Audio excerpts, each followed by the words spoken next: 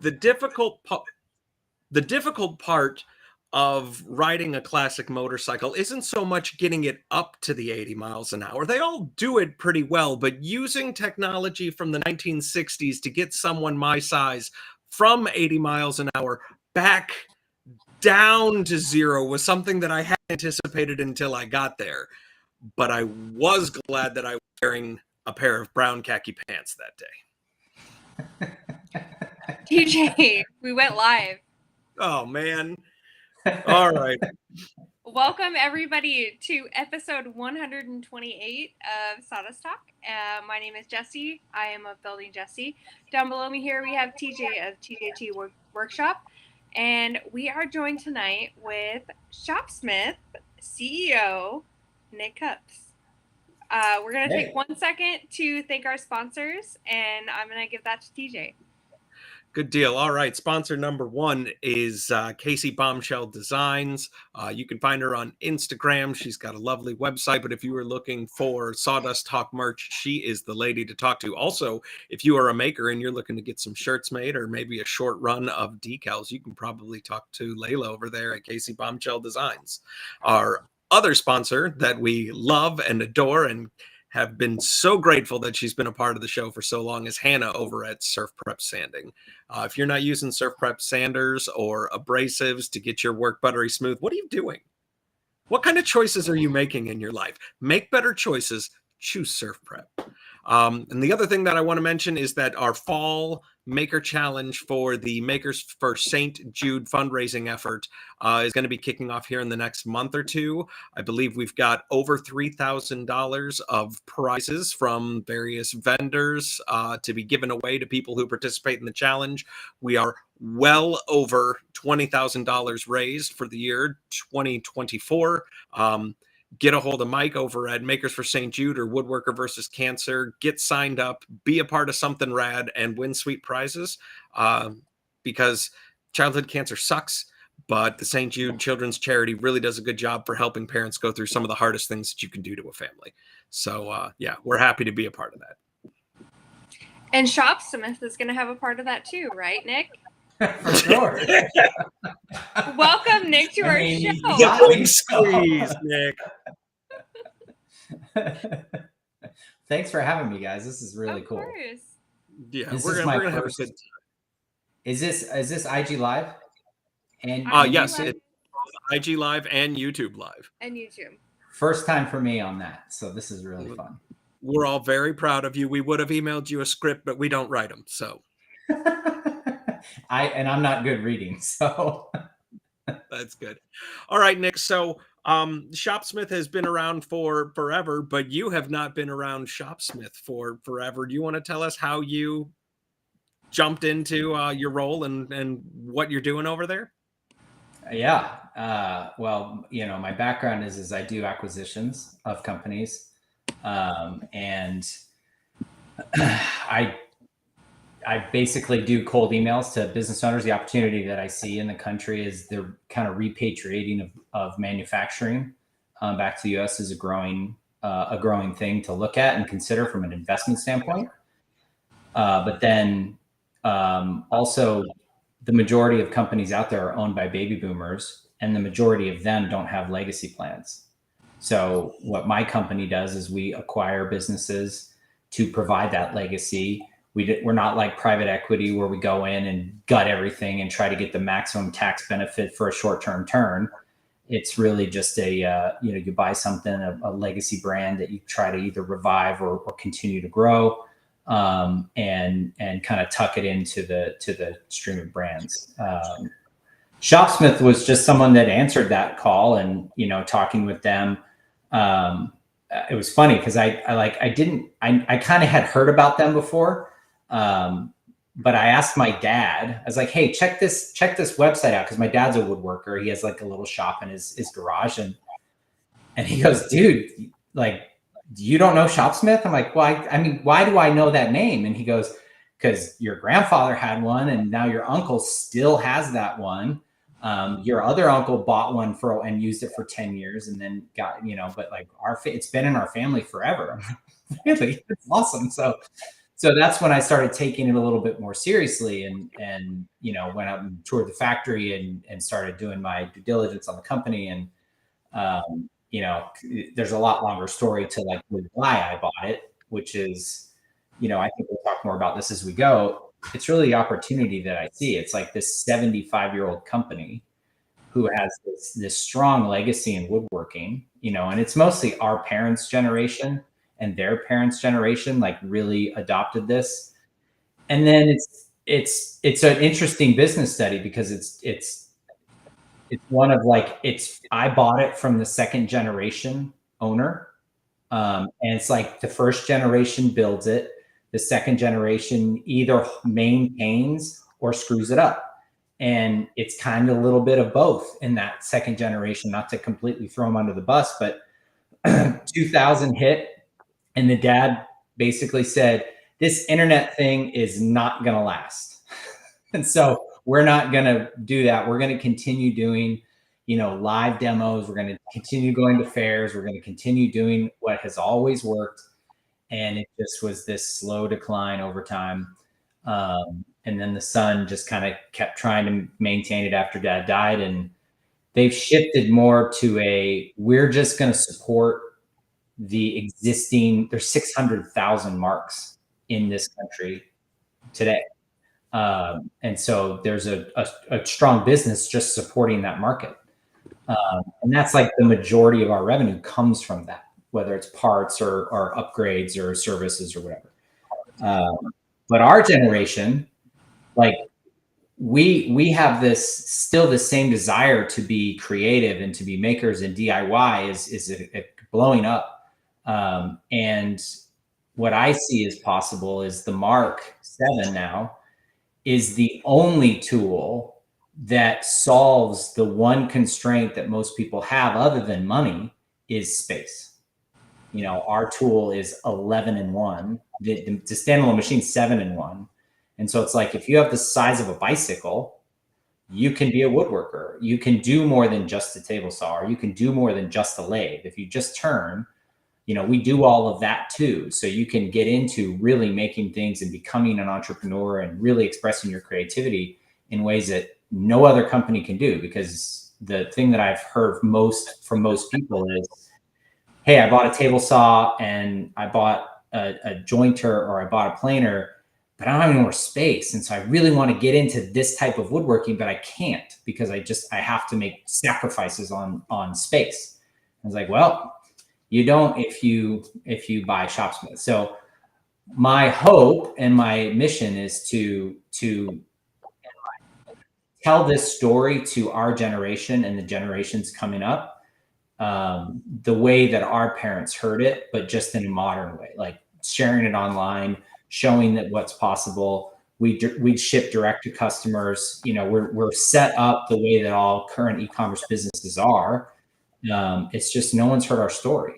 And so it's just really getting out there. So that's the opportunity I see, is there's like this 20-year dark ages of Shopsmith that it just skipped an entire generation of know-how. And so unless your parents, and like my family even was in it, and I kind of didn't hear about it because my dad didn't have one, but my grandfather did. So anyway, that's the opportunity I saw why I bought it. I'm not a woodworker. I'm more of a builder. Like my grandfather was a general contractor. And so I built houses with him, but like doing the fine woodworking, like I made this for my wife, which was one of the first things I did on the Shopsmith was this tabletop here, which is kind of cool. So I'm getting into it, but it's, you know, it's still something that's new to me, but yeah. Long-winded answer of why I bought Shopsmith. No, that's a wonderful answer. No, my first exposure to Shopsmith was on PBS via the new Yankee Workshop. Oh yeah. Norm Abrams and his multitude of jigs. And speaking of Norm Abrams and jigs, because it's after 9 o'clock Central, this is Sawdust Talk After Dark.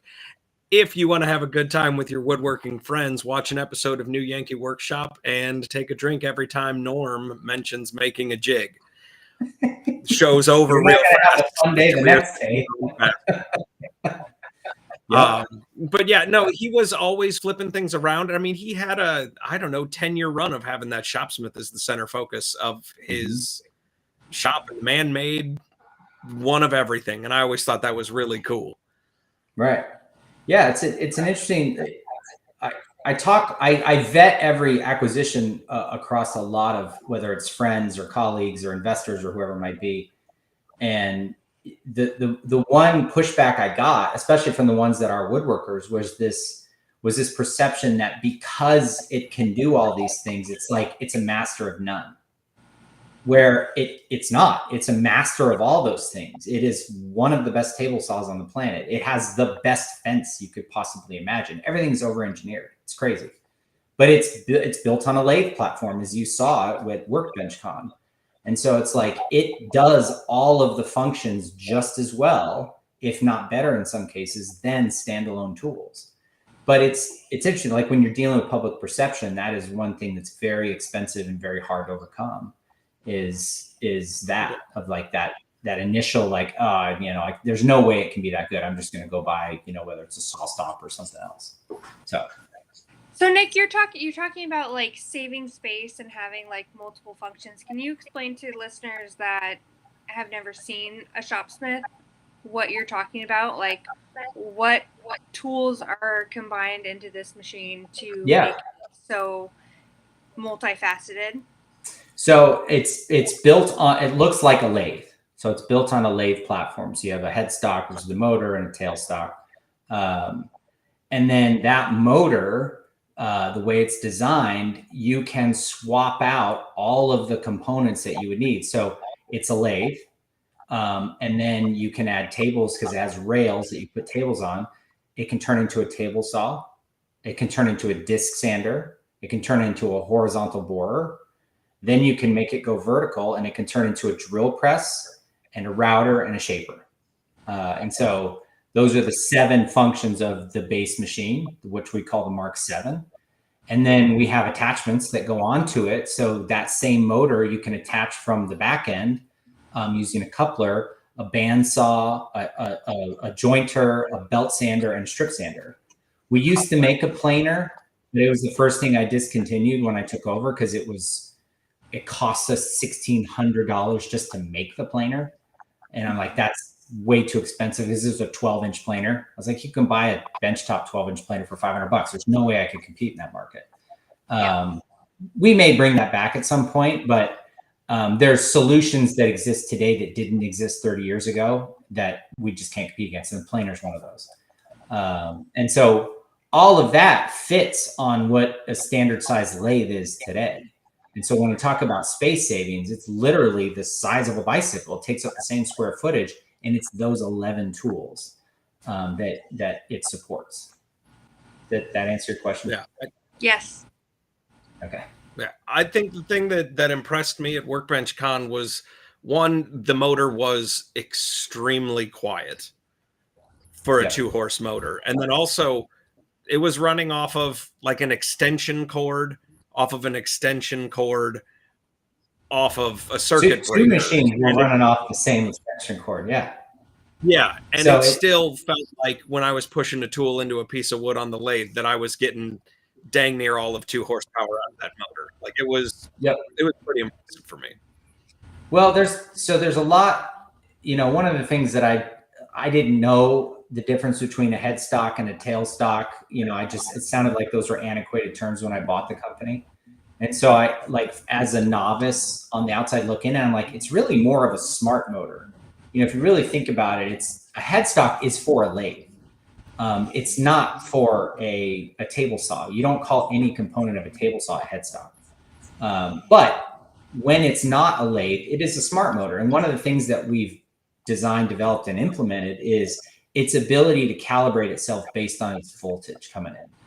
And so if you've got a 110, it will calibrate itself to max out what it can do with 110. If you have a 220 line coming in, it'll change how it performs based on that. You'll get more performance out of it, but it adjusts itself for that. So if it depends on what you're using. So I have no idea what Workbench Con had. My guess is they were 110s coming in. It probably weren't 220s. And so, yeah, we had both machines hooked up to our dust collector. That's the only other standalone machine we make is our dust collector. And that was the star of the show was the dust collector, because it was running all day. And the only thing you could hear was the Delta dust collector 2 booths over. It was so loud. Ours was so quiet. And we actually have done testing on it. It's like 12 decibels quieter than the next dust collector. So yeah, it's so like, that's where I kind of come back to, if you don't have space, and if you live in an apartment, you could do woodworking in a 2-bedroom apartment with our system. Now, you probably don't want to use the router, because when it spins up to 10,000 RPMs, it does get kind of loud. But, depends on how nasty your neighbors are. But the point is like it's all those things in that small space. As you saw in our booth, we had 2 machines in that small booth, and there was still room to walk around. Yeah. Speaking of that booth, also, we kind of need to give a shout out and a high five to a handful of your marketing or street team or people who are going to all of those events. Everybody that was in that booth was nice, was enthusiastic about getting hands-on to the machines. They were generous with the stickers that they were handing out, which is kind of a big thing at cons as well. So that was a really fun experience. It was my only one I've ever been to at that time. And a friend said, "You got to go to this conference." I was like, okay. Took the whole team. The whole team wanted us to have all these releases and all these like barriers of entry. And I'm like, guys, like, these are makers. Like they've all used tools, and we're going to be there. So like, let's just trust that they're not going to cut their fingers off, and like just invite people in, because we want them to experience Shopsmith, because we don't do live demos anymore. At fairs, or it's just too expensive to do that. So that's the opportunity we got. So did you enjoyed Workbench Con? Are you going to go again? I mean, yeah, we'll go again. I really did. What I enjoyed the most was really getting into this maker community, like that I didn't even know it existed, because like I said, I'm not a woodworker. I wasn't involved in any of that before. And to like get a glimpse into this maker community, and now following like several of them from that show on all the social medias, and just kind of watching how they interact, how they go to market, how do they do all those things is just fascinating. And then to see them all there together. I grew up in the financial industry where everyone's assholes. Like it's so nice to go to a conference where everyone is supportive of one another. That just blew me away. I was immediately attracted to that. So Workbench Con was totally worth it. We're going to attend again. I don't know to what capacity. We're certainly not going to go to the big room again. I like kind of being out on the floor there. But yeah, we'll be there for sure. Awesome. Love it. Yeah. So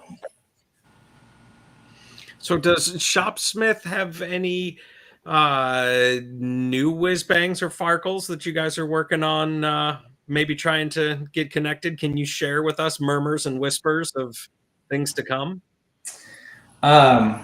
So no, nothing currently in the works.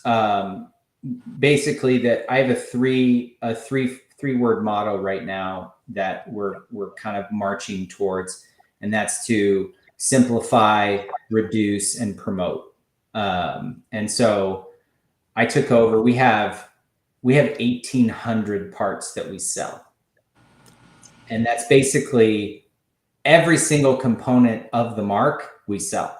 And that's because most of our revenue comes from supporting all of the marks in the world. Now there's a lot of stuff that over time we just can't make anymore, whether it's we can't find suppliers or whatever it might be. And so like certain Mark Vs and the really old machines, the 10ERs, we don't make any parts for those anymore. It's just too expensive. And so that will slowly continue to work itself out over time. I've got to turn the company around and start selling new machines to where that revenue stream eclipses supporting the current market revenue stream before I can ever have capacity to launch a new product. Launching a new product, the first thing that would be is redesigning and rethinking how we make them work, which would turn into just a brand new mark. Part of our issue is our supply chain. It's a really old supply chain. All of our molds, everything's cast metal, so it takes a lot of time and it's very expensive to make. And we run into minimum order quantities when you're ordering from suppliers, and so it's a challenge to thread that needle of we need to sell more, but I don't want to invest in supporting the current infrastructure too much. I would rather redesign it, because there's way better ways to make machines now that's cheaper and you don't have to sacrifice on quality. So, but in order to do that, I got to redesign the whole thing. So that's probably 3 to 5 years away before we can do that. But it's certainly something I'm thinking about now. Like, what's great is being an outsider looking in, I get to ask all the stupid questions of that doesn't make sense to me. Help me understand why we do that. Where people that are woodworkers might not be able to ask that question because they're too entrenched in how we do things. And so the team's getting kind of annoyed at me when I start asking all those questions. Like, that is why are we doing it that way? And then they explain it to me, and it either makes sense or it doesn't. And if it doesn't, it's an opportunity to improve. So we're going through all that right now. What are some of your stupid questions? I'm interested to hear what your stupid questions are. Well, first of all, the first one was, why do you call it a headstock? It's like, that sounds like a sailing term more than anything. So it's like Scott Markwood, as I said before we went live, he's like a shopsmith superfan and has his own show. And he asked me, we got into that conversation, and he educated me on, well, that's just, it's a lathe component. So if you take it from there of, I didn't know what a headstock was, you can kind of, foreshadow, like I said, we have 1,800 parts that go into making a mark, down to every screw. And so when a supplier breaks, like, that's part of issues that we're dealing with right now, is there's a few things that are on back order. And that's because our suppliers sometimes we have 40, 50-year-old relationships. And the company will either go out of business, or their press will break, or their machine and we're like the only one of their customers that uses that machine. And so they call us like, we're not going to fix this machine because you're our only customer that uses this. So it's just not worth it to us to fix. And so we're like, crap, we got to. So then I asked, like, why do we make it that way? That doesn't make any sense. Like, why do you have this giant mold for this one little piece? Like, we could explore all these other things. But then they have to remind me that to explore all those other things will take 6 months to figure out and redesign and build a new mold or find a new supplier. And meanwhile, we can't ship anything during that time. So we need to figure out how to continue to do what we're doing. So, yeah, I don't think I have a lot of stupid questions on how our users use the machine or woodworking stuff, but it's more of the supply chain questions that I ask. So like, all my engineers they roll their eyes at me when I ask those questions, because they know everything. So, well, they're engineers. That's what they do, right? Exactly. Yeah. Yeah. So a bit about being able to bring a fresh set of eyes to problem solving. And that is actually one of my favorite things in the entire world to do, is to let somebody that's not me organize things.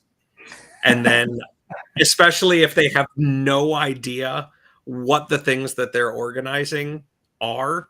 Like years and years ago, I had a girlfriend, and I asked her to organize all of the bike parts and the tools and stuff like that, just while I was gone, because it was fun for both of us, right? Yep. And I ended up with a tote that was full of round things. And the thing is that I would never have put those things into that tote. But when you let somebody else kind of like organize it and then you embrace it, I think that there's some really cool magic that can take place.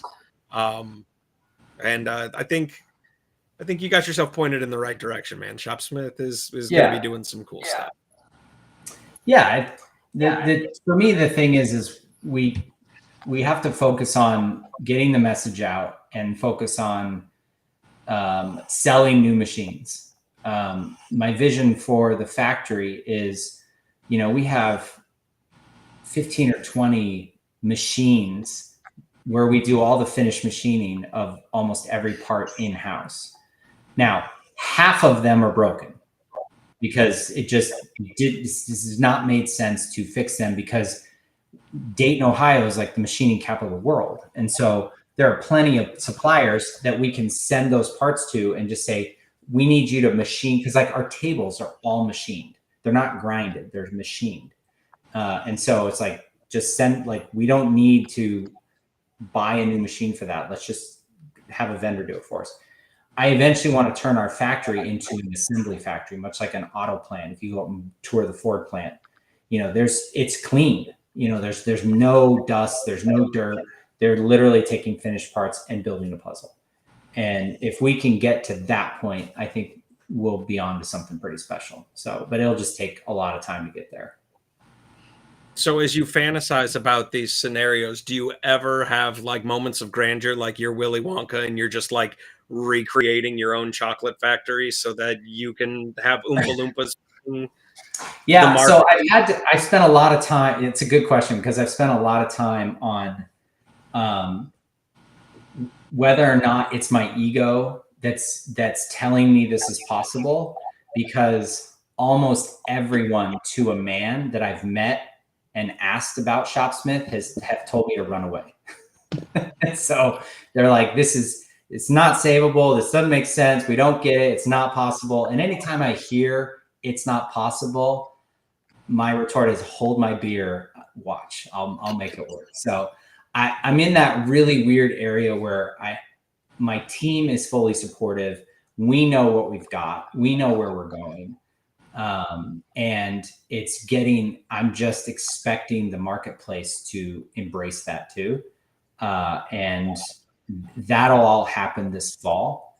70% of our sales come between November and April.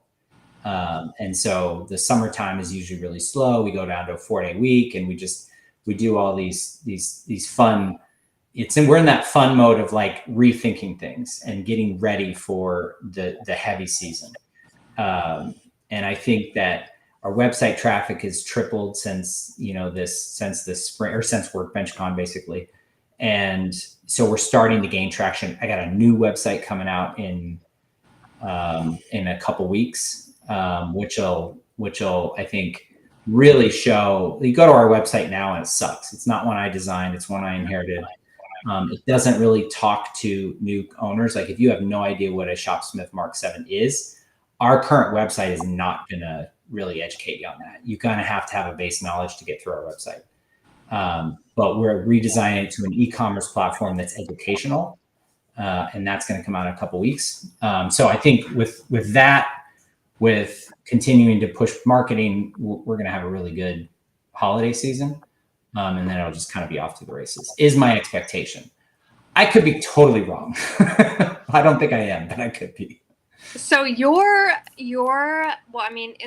is kind of where we've been chatting and stuff, but your Instagram presence is not super like spectacular, but you are on the scene. I mean, people know you guys from WorkbenchCon. You guys have been doing a lot, but I mean, does that like show in your marketing? Is social media kind of like a next push for you? Yeah. So we're currently looking at a couple companies that are going to help organize all that. Alex runs our social media, who you guys have been talking to, I believe, and he's dynamite. He's great. What I think is missing from our company is that overarching marketing strategy. I'm not a marketing person. I run businesses. I do sales. Marketing is something that I've always defined as, it can't be scientific. It's really throw a bunch of shit against the wall, and whatever sticks, keep throwing that kind of shit. That's always been marketing. And I apologize to any marketing people out there if I've completely denigrated your craft. I just don't get it. And I'll be the first to admit it. What you guys do is awesome. And so we're looking for that awesome to help work with Alex and help kind of have an overarching strategy around what's our go-to-market, who do we need to talk to, what's our presence that we need to have online, what kind of shows, what kind of partnerships do we need to engage in to get our message out there. Because back in the 80s and 90s, it was easy. You just go to county fairs and state fairs and malls and set up booths and you're done. Today, you can't do that. It's too expensive. And those things really don't exist anymore. So it's all online. So yeah, we're pushing that too. So it's like that it's a slow roll thing. We're starting out, doing all of the quiet things, fixing the back end, starting to test various social medias. We're trying to be super quiet about it because I don't want to be loud right now, because all the loud stuff that's expensive and they go to our website, like our website turnover traction rate is terrible, because like new people, like we do Facebook ads, and new people, we have a huge click through on our Facebook ad, but then they go to our website, we watch where they go, they get to a cart, and then they just abandon it. And so it's like, we're clearly missing something there. So we're working on that. Like I said, the new website will come out soon, which I think will solve a lot of that. But then the next step will be then, all right, what's our marketing push? Because now we're comfortable having strangers come to our store online and really kind of understanding what it is we do, and why you should consider it. I think that you guys have got some big steps between here and there, but I don't think any of them are completely not doable. I think your marketing team, from my exposure at Workbench Con, understands that, especially in sort of like a crafting and making community, we do business with people who we know, like, and trust. Yep. And I think you guys are taking the right steps to make the right impressions, to make sure that people in the community are learning to know you, who you are, to like what you've got and what you're offering, and that they can trust that if they come up with a problem, that you guys are going to be there and solve it. Like, right. I think those are all doable things, but I think you're going to start bumping against what the time frame that you're willing to do it in is. And I think you can do it. I am going to wish you all of the good tidings to do it in a time frame that works for you as a business owner. Well, that's what everyone has said, which is kind of back to my, like, is this, I have those moments of doubt, right? Like that we all get, late at night, you're lying awake, you're like, what the hell am I doing with my life? And then, I wake up and like, no, like I know the path we need to go. I see the future. I know that it's all possible, but you are correct. There is a break-even point that we will get to. And if we're not on the positive side of that, it's a whole different conversation to have. It's not a good one, but it's a whole different conversation to have. This is really trying to save a brand work that we're doing. And so it certainly was not a passion project. I think the right person for this job is someone who's not a woodworker, who can look at this as, we need to save this brand. We need to make a business out of it. Because if I'm a woodworker, I'm going to be too passionate about what it does, not how it does it. And so, I definitely think that there's space there for it. I think we're going to hit it. We're already seeing the traction happening. But it's my time frame that I laid out in my head is turning into not a 2-year turnaround, but more of a 5-year turnaround. And so, it's, the good news is our runway of existence every month extends. And so I think we're on the positive side of that break even, which is great. It's not fast enough. So I'm not super happy yet, because it hasn't happened yet. So I'll be geeked out when it does. But yeah. I think that's a good, I see a lot of companies, we all see a lot of companies on social media right now where it's like they push their products to all these creators and they're like, push it. And when you see like 30, 40, 50 creators like posting about the same product that they got for free, and they're just posting because they got it for free, it's not something you trust, right? Because you're just like, oh, this is saturated. Sure. So I think having being more of a slow process is probably better for brands, where you find creators that are gonna promote you in a more like genuine way, Yeah. or a more organic way, than being like, we're gonna push out like 2,000 machines to all of these people and they're all gonna post about it simultaneously, and people are gonna be like, stop showing me this ad, stop showing me this ad, Yep. because nobody wants to see that. Well, But I think with certain products that works. With t-shirts, I mean, my feed is full of this new gum that everyone's chewing. That's like this organic gum that cures all your teeth for cavities and whatever, right? Like I see that, and a machine. I guess I'm trying to follow after Festool. They did it right. It's all organic. Yeah, they've got a big marketing budget now, but to turn that company from this obscure German tool company, in the like we basically are the same age in company, and then the 90s hit and they just exploded onto the scene of innovation and embracing online. And now they are the leaders in engaging with social media influencers, where it's like every person uses a Festool, but they don't talk about it. And so you see it. And I know that that's strategic. But half of the people that I follow that use them, I know don't have a relationship with Festool. They just use it because it's awesome. Yeah. And so my model that I'm trying to implement is to that vein. It's like the influencers and I've had a lot of influencers reach out to me. It's like, send me a mark, I'll do a video. I'm like, dude, our machine is $5,200. I'm just going to send you a machine to do one video. Like it needs to exist in your space that you use over and over again, because you like it. It's like, if you want to do a one-pop shop, you better have 6 other influencers in your city that you can then send it to and do the same thing. It's like, which I'm open to that, but it's really like, I would rather have kind of like what you were saying with the New Yankee Workshop. Like it should be a staple, and like finding those people that are in small spaces to really talk about, like, this is all we can do. Like there's a guy we met at Workbench that does Man Shed, and he's going to do one of those videos for us of creating a wood shop in a shed. We're the only tool that's possible. And so it works really, really well. So yeah, I'm not in any hurry to just give our machine away. And I don't think that that's long-term success, to your point. So yeah, like I said, my initial thought was, do that. That makes sense. We'll get on a 2-year window. I'll invest a ton of money in free shit and just give it to everyone so they can promote the hell out of it. To then realizing kind of what makes the woodworking community special, and that is passion.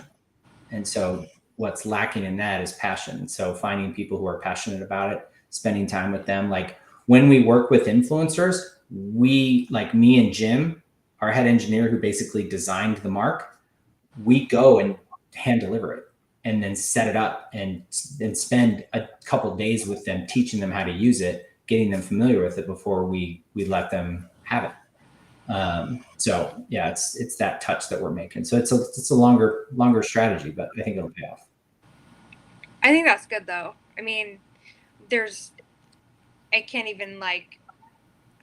several off the top of my head. I'm not going to say them right now, but things that you see every single day on Instagram that is like an ad for this, an ad for that, an ad for that. And you're like, oh yeah, I know. I mean, it works for certain, but you don't stuff, but it goes away, right? Right. They're going to post major tools for a month and then it's gone. Yep. Because it, like I said, it works for small, high margin products, like cheap, high margin products. It works great for. We are not cheap and we are not high margin. And so it's a custom hand built machine in America. It's like, it's like we don't have a lot of room there to do that in terms of dollars. So yeah, we're trying to find the people who are passionate about it. And then, but even before that, we also have to kind of create that passion again in it, because I can't rely on my dad to tell my generation about it. Like, our parents, like our generation, we don't listen to our parents. So we need people in our generation to have passion. And there's like 200 people my age who own new marks. And so, in like the whole country. So it's really hard to find that. But we're finding it and we're doing it. It's just gonna take time. That's wonderful. All right. The time is now 9:55. We're getting towards the top of the hour, which means we do need to take one more lap through our sponsors. The first of which is Layla over at Casey Bombshell Design. Get your merch, get your gear. I bet if you ask her with an extra pretty please with the cherry and sugar on top, she might even help you with a little bit of the design and layout work because she's just that righteous of a human being. Go check out Casey Bombshell Designs, our lovely new merch provider. Also, Hannah over at Surf Prep. Thank you, Hannah. Thank you. Also, boys and girls, wood comes to you rough, but when you give it away, it should be smooth. And let me tell you, Surf Prep sanders and abrasives, they get your wood real nice. Thanks, Hannah. And then one more heads up for Makers for St. Jude. Fall contest maker participation, goodies, prizes. If you're not involved with Makers for St. Jude, fix that. Fix yourself. Get involved, be a part of something rad. And with that, Nick, we're going to get to the final question, which I gave you a little bit of a heads up on, which is every week we ask our guests to give a motivational thought, a quote, an idea, or a reason to open their shop door, go pick up a tool, go make a mess, go clean up a mess that you've been putting off cleaning, what have you. What would you like to share to the maker community, maybe other entrepreneurs that are checking this out that you're on there? What would you like to share with the world? Well, to me, it always comes down to, kind of comes back to business, which I think is relevant in a lot of things.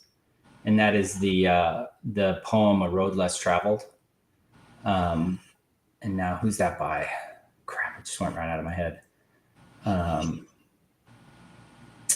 M. Scott Peck. And basically it's like, you have two paths laid in front of you. And, one path is the path that almost everyone takes. And then there's the other path that's the less traveled, the harder, the one that there's a reason only a few people travel that. And basically the summation of it is I chose the one less traveled and I'm all the better for it. So I look at that as like, of all the work I've done in business, that one has always come back to me. And so it's like, if you have a passion and a belief in what you're doing, whether it's, making something out of wood or buying a business or, figuring out who you're going to marry, whatever it might be. My wife and I have a motto too, that kind of dovetails into this. It's like, if it's hard, parenting was this way with us. It's like, if it's hard, it's probably the right thing. It's probably the right way to go. If it's super easy, it's probably not going to work. And I don't know why life is that way, but definitely I always err on take the road less traveled. Like when people are telling you don't do it, it's probably their own shit that's getting in the way of, whether they're, risk adverse or nervous or, they just think it's too hard. Take that path, because you will be all the better for it. And I look at Shopsmith as that way. Like it is literally the road no one's traveled. And there's probably really good reason for that. But when we come out on the other side of this as a major tool manufacturer and one that supports makers in a way that no other tool can, I'm going to be all the better for it. Shopsmith's going to be all the better for it. But the maker community is going to be better for it because it needs to be bigger. There's going to be more people. It's more approachable for our journey here. So, yeah, I'd leave you with that. Take the road less traveled. That's absolutely wonderful. I love it. Nick, thank you so much for being on the podcast tonight. From me, myself, and TJ, we've had a great time. This was a great chat. and we are excited to see you more around the community. So, TJ, you We'll want to take us definitely out? be in touch, and I drive through Cincinnati about twice a year also, so don't be surprised if I ask you to go meet me at a Gold Star. We're not going to Skyline, we're going to Gold Star. Oh, really? Okay. Well, I'm good friends with the owner of Gold Star, and yeah, they're Let him know he got a shout out, and then to send me a cone. Yeah. All right, boys and girls, we will see you all next week. Same bat time, same bat channel. Thank you, guys. This was great. Bye.